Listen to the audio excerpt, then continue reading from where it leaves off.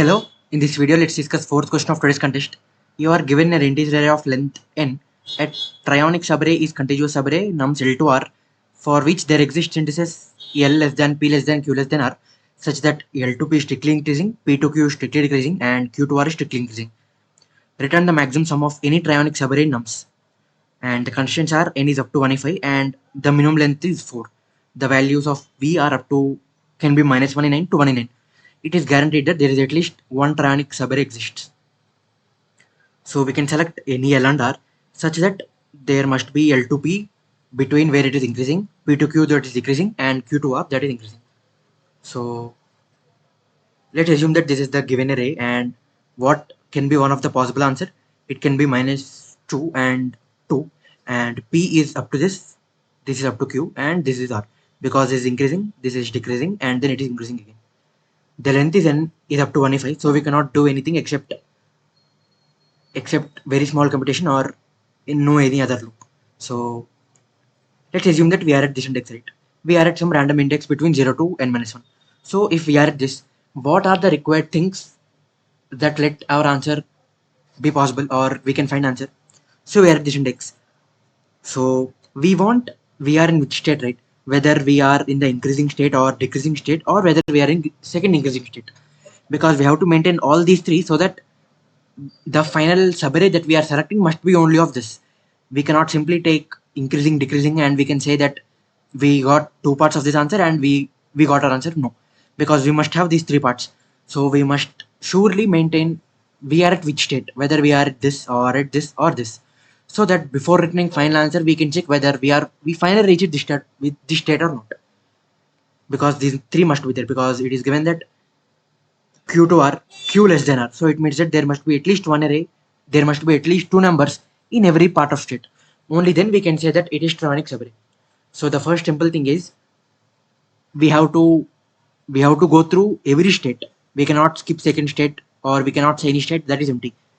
So that we have to maintain three different state to say whether we are in state A for now at present index or B for now at present index or C. So this is the most thing that we must require to check whether we have done a possibly correct Trionic subarray or not. And our index and this is sufficient, obviously now. So for example, we are at 0, we are at some index, right? What if this is the new start of subarray that we are considering?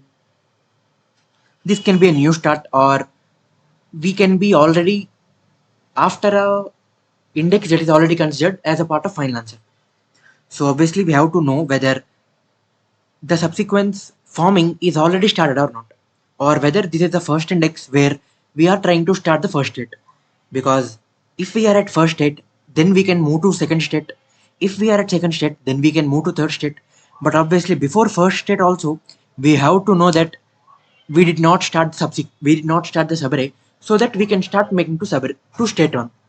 So if we did not start till now, then can we go to state 2 directly? Obviously no. So then we can go to state 1. So let's assume we computed something and we compute the state 1 and now we are deciding to go to step 2. So we are at 1, so only we can go to 2. We cannot go to 3. And similarly at 2, we can go to 3 if we complete this one and if there are at least 2 elements and so on. So if we got to 3, then we can return here or we can go to next also. So obviously with the state, we also have to know a boolean whether it indicates that we have already started making the subsequence or not. If we did, for example, we are at index and if the boolean is 0, what it means? It means that we did not start thinking about the answer. We are just traversing. So at this index, we can take a choice whether we can start a new subarray or we cannot. So from this, we can easily get an idea of DP, where DP of index and DP of state, whether it is 0 or 1 or 2. 0 means we are in the first increasing state, and 1 we are in the decreasing, and 2 we are in the second increasing, and third is a simple boolean, where if it is 0, it means that we did not start taking the final array, and if it is 1, we started the 1 and we are in some of the states 0 or not. Or we can simply take other DP as well, DP of index and 0 or 1 or 2 or 3, where 0 is this boolean itself. 0 indicates that we did not start, 1 is the increasing state, 1 is decreasing and 2 is increasing. We can take any of this. I have taken this one, so let's stick to this for now. So hope you got this. Why is this DP? because at every state we have two choices, right? We can continue the state, or we can go to the next state. If it is 0, we can continue in the state 0. It means that we are not interested to take the answer, and we have a choice to go to state 1 as well. So we got idea of db, and we thought what are the indices, what are the booleans that we are required. So do we require any other thing than these three: index, at which state, or any other? So let's think that by dry run, and if we want any other, then we can add in the dp state. For now, these three are the must, so that we cannot get answer without these three. So okay, let's assume that we are at this index, right? We are at this index, the index is 3, and for now let's assume that we are at state a. It means that we are in the first increasing. So what are the two possible choices we have? Continue increasing and start decreasing. So let end this one and start decreasing this from the next state. So dp of 3 comma a comma 1. Why a comma 1? Because we're already state 1. It means that we already started taking answer, so it is 1. And what will be the new dp state when we continue increasing? So it will be simply function of 4, and we still want to be in a, and we still want to be continuing the 1, so it is simply 1. So 4a1, it indicates that we still want to continue this, and we are considering the present value in the answer, so it is v of 3. We finally had to return the sum of elements, right? So v3 plus dp of all this. And what if we are trying to start decreasing? It is simply v3 of function of 4 comma b comma 1, right? Because we thought to decrease, so we just changed the state, and 1 is simply the boolean that we already started the answer. And based on whether the present state, if the present state is a, then we can continue increasing. When we can continue increasing? Only if this is increasing with respect to previous one. So based on the state, we can find whether it is a possible, and if it is possible, then we can make two choices. So let's take an example, right? So we are at state 0. We are at state 0, it means that we already started taking the subsequence, and we are at this one. So if we are at this one, and when can we include this in the answer?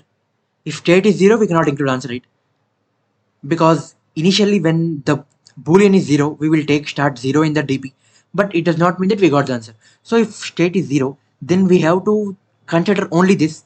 If the before value is less than this one, only then we can add this as a valid state. So if state is 0 and v of I is greater than v of I minus 1, it means that yes, this is surely a part of increasing one. If this is the possible case, then we have two choices. What? So answer and v of I plus function of I plus 1 state 1. So I plus 1 is the next index. State is very simply the present state we are at. We are 0, so we are increasing. We are still in the increasing state.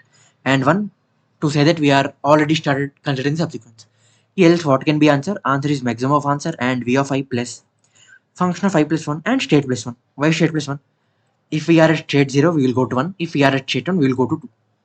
And simply make 1 as well. So in this case, in this way, we can very easily find the answer. So initially make dp of all as infinity to find whether they are already computed or not. So if this is not equal to infinity, then return this because we already computed this.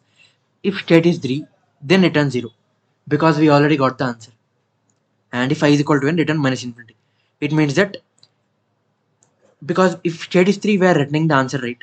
So if I is equal to n, it means that we did not reach a state 3. It means that we did not get the answer, so simply return minus infinity.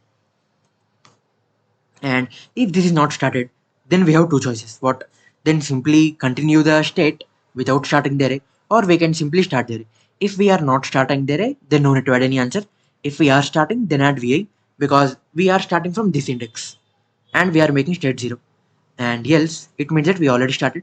Then simply check three conditions based on the state. If state is 0, then greater than should be there. If state is 1, less than should be there. And if state is 2, greater than should be there.